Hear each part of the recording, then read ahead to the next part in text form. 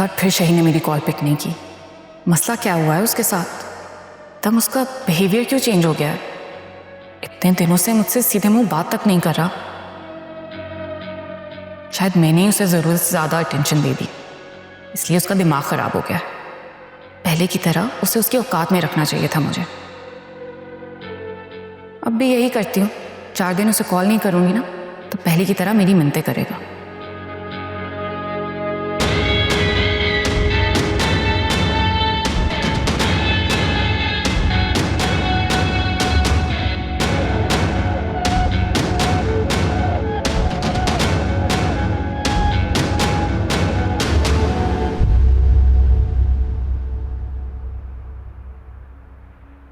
Thank you. Ghazanfar भाई जरा आप मेरे लिए पानी ला देंगे वहां से?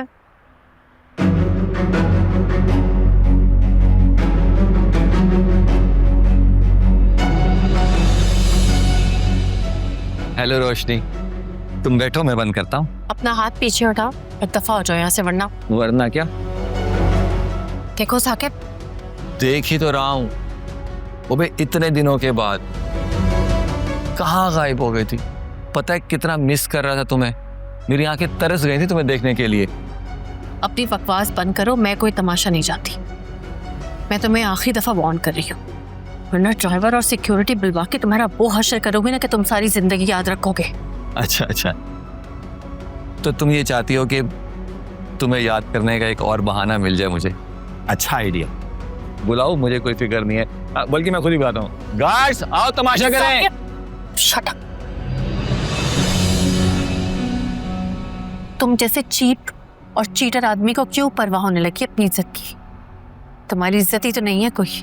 नहीं कह दिया, सारी इज्जत तो है तुम्हारे लिए और तुम्हारे उस हस्बैंड के लिए। हमारा भला इज्जत से क्या ताल्लुक है ना? क्या चाहते हो तुम?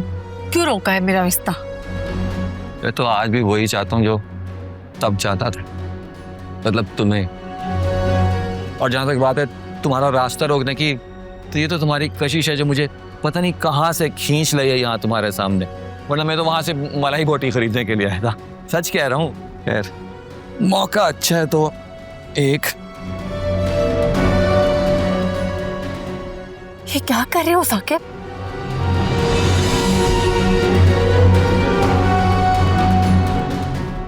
ये क्या कर रहे हो तुम? जाओ यहाँ से। गजनफर भाई, जाओ यहाँ से। अस्सलाम वालेकुम।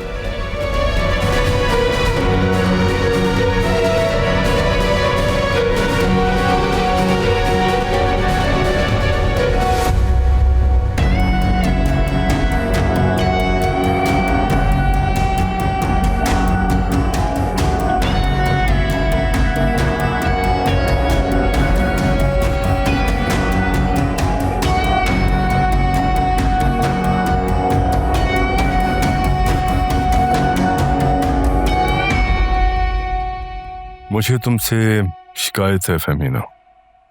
जो लड़की अपनी हर प्रॉब्लम मुझसे डिस्कस करती थी, अपना हर मसला मुझसे शेयर करती थी, उसकी जिंदगी में इतना बड़ा इशू क्रिएट हो गया और उसने मुझे बताया तक नहीं।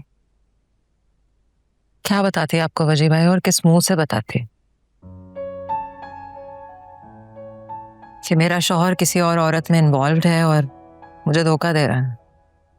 जैसे अब बता रही हो। अब तो सभी को पता चल गया है। मेरी पर्सनल लाइफ एक तमाशा बन के रह गई है। Come on Fahmina, it's not your fault. नदामत तो आलियान को होनी चाहिए, गुनाह तो उसने किया।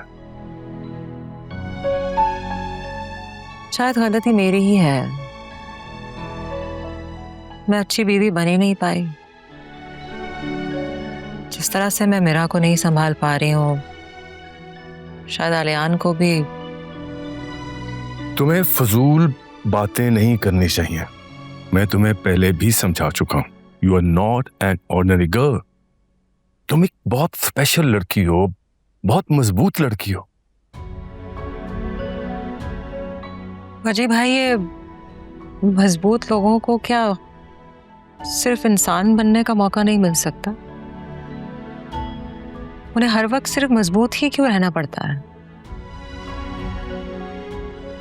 और क्या स्पेशल है मुझ में?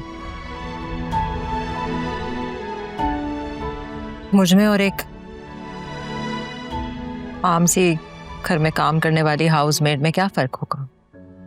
रोती पीटती, हालात की मारी हुई। शायद उसका शौहर उससे मारता होगा बस, वरना धोखा और बेवफाई तो वो भी ऐसे ही सह रही है जैसे मैं सह रही हूँ। मतलब ये हुआ कि तुमने भी अपनी मेट की तरह फैसला कर लिया है कि तुम कॉम्प्रोमाइज करोगी।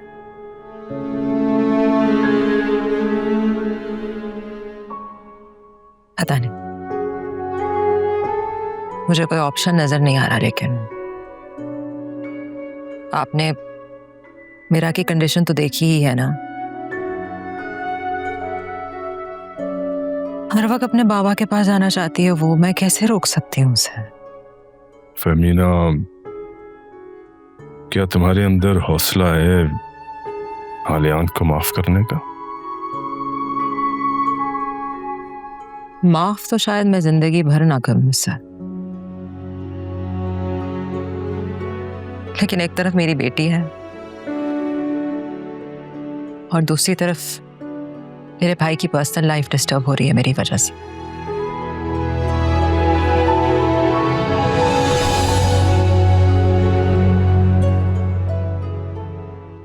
वजी भाई, मैं नहीं चाहती कि मेरी वजह से आलियान और वकार की दुश्मनी बढ़ जाए।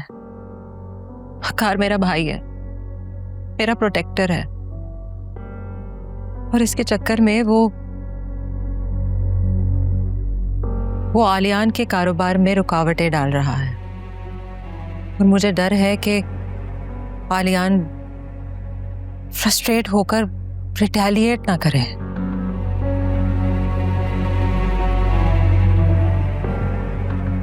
फेमिना, तुम टेंशन नहीं लो, सोचते हैं इसके बारे में, इसका कोई हल निकालते हैं।